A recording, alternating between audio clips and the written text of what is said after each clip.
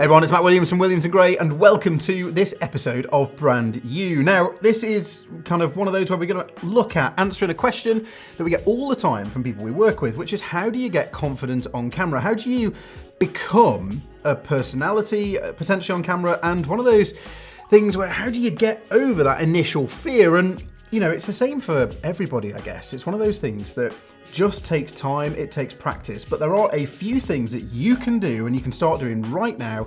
You can start to shift your mindset, shift the way that you think about things so that you can become more comfortable on camera and start to build your authority within your niche. Now then, the first thing to do is, I guess, to realise that you are the authority. By definition, by virtue of the fact that you are thinking about going on camera, you're exploring the possibility and the potential of being on camera, it means that you feel as though you've got a sense of duty to get your message out there, to get your teaching out there, and to help other people to learn from the things that you've got up here in your brain, I guess. So it's realizing that you are the authority and that people are going to come to you to hear what you have got to say. And as I say, you wouldn't really be doing this in the first place if that wasn't the case. The second big thing is, and this is fairly brutal if I'm honest, the second thing is to realize that no one is watching you in the early days. And if you go back to, any YouTuber's first video, if you go back and look at some of our first videos across all the different channels that we've done, you'll realize that they were pretty awful. But do you know what? It really doesn't matter, because all of those videos, all of that content are practice, which you can do while nobody's watching you, while no one's aware of who you are. Get all of that out of the way now, get all of that out of the way early, so that when people do start to discover you, when people do start to realize who you are and how much you can help them, how much value you can deliver to them, then you are comfortable on camera at that point and you're able to deliver your message accurately, concisely, and confidently as well. And ultimately, all of those mistakes that we make on the way through, and we leave a lot of the mistakes in the videos that we do because no video is perfect. We don't tend to script our videos. We have an outline for most of them, or for a lot of them, that we use as a framework. But actually, we make it up as we go along. We sit down, we have the message that we want to get across, we have the information and the content that we want to get across, and we just talk. And more on that in a second. But all of those mistakes that you make are really going to help form you and your channel and your message and your voice and who you're going to become in the future. So there's no right or wrong with this, just realize that, sit down and crack on. The third thing I'd suggest, and this is quite a useful and effective method for getting you comfortable in front of the camera and able to talk to it as if you're talking to another person. Literally, physically get someone else on the other side of the lens. So whether you're using a camera like we do, whether you're using a mobile phone like we have done in the past, put it on the stand, put it on the tripod, whatever it is that you're going to use, and get a friend or a family member to sit on the other side of the lens and talk to them.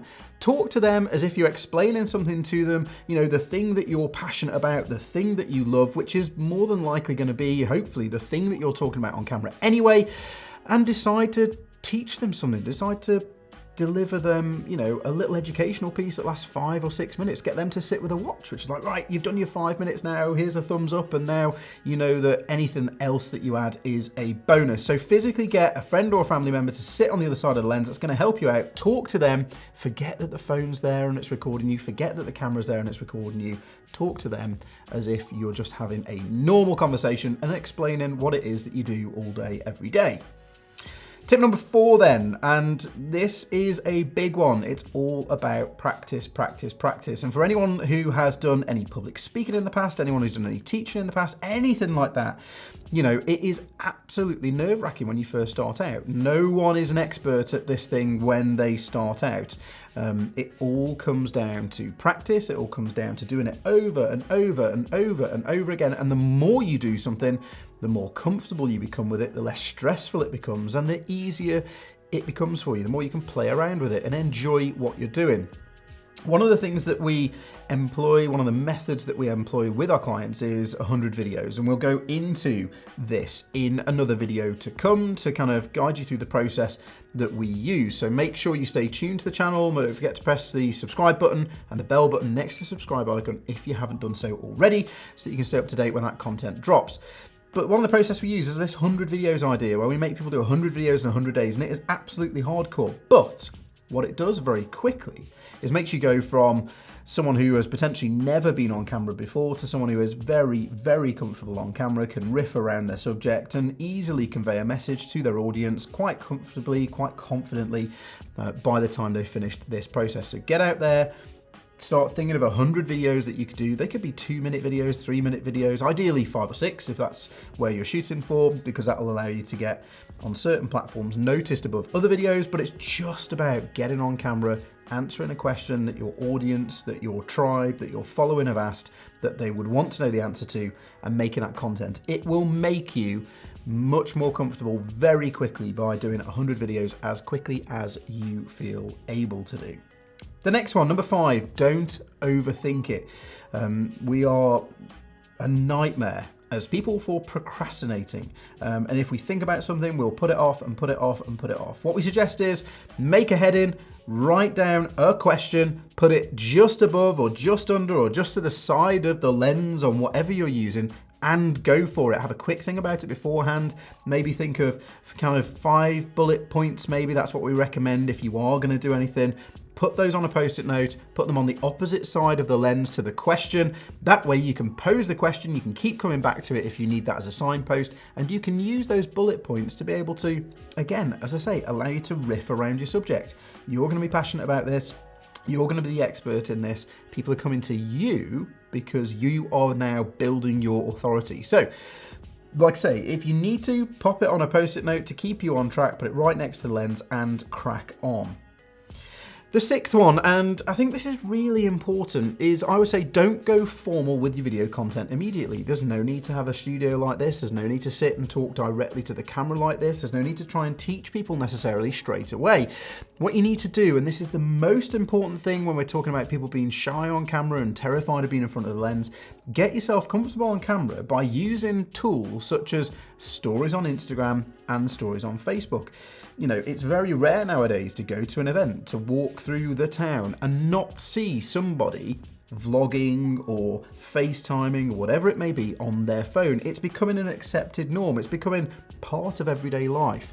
And that way you can start to blend in, but you can start to build your following, you can start to raise your authority, and you can start to really get used to and comfortable with being on camera. And that is how I would suggest you start out. Write some questions down that your audience are going to be interested in getting the answers to, that they are going to get some help and advice from you in the thing that you're the expert in, and start to make stories based around them, you know. And if you like what you've done, save that content and then you can repurpose it down the line. It's just going to get you used to talking to nobody, talking to the phone, talking to your camera, carrying it around with you and getting comfortable with it as you go. Now then, as a little bonus, okay, and this is one of the tools that we use as we teach people in business, delighting your customers, giving them more than you've promised them. So we said we're going to talk about 6 things. We've done the 6 things. Here's your bonus. As a bonus, one thing that can really get you going with this, stop you from procrastinating and get you moving forwards quickly, is to set yourself a schedule.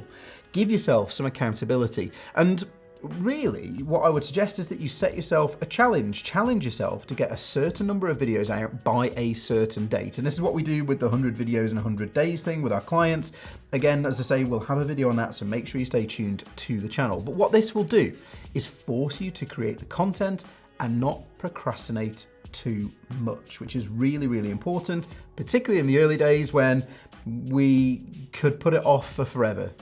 Get going. If you're thinking about doing this, use those the kind of 6 points that we've gone through, go back, note them all down, and start to work through a process that you can use that's going to allow you to get comfortable on the camera.